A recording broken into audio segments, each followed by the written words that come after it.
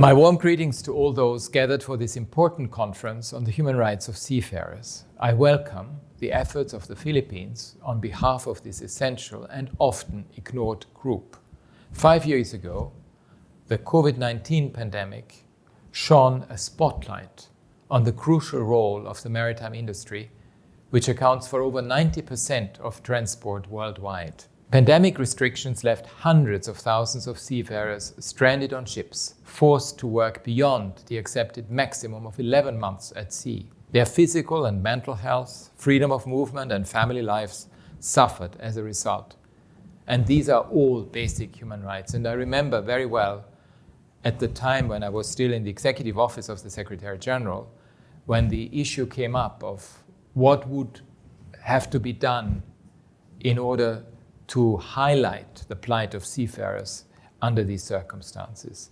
In response, my office, together with the International Labour Organization and the International Maritime Organization, stepped up calls on governments and on the maritime industry to implement their obligations to seafarers. While the worst of the pandemic is behind us, the human rights, health and safety of seafarers remains deeply concerning. My office continues to receive horrifying accounts of maritime workers stranded at sea, abandoned without food, healthcare or wages.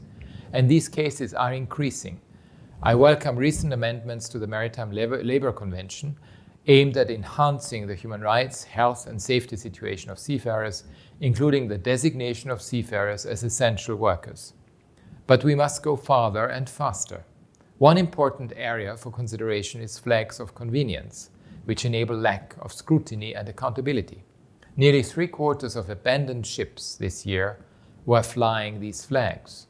Another is the fragmented nature of maritime law, which some companies exploit to evade accountability. I welcome the leading role played by the Philippines in the adoption last year of the first Human Rights Council resolution on this issue.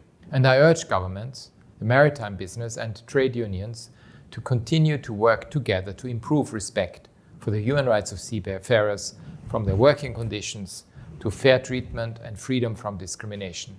I wish you a successful conference that leads to concrete action for the promotion and protection of the rights of seafarers and recognition of their invaluable work.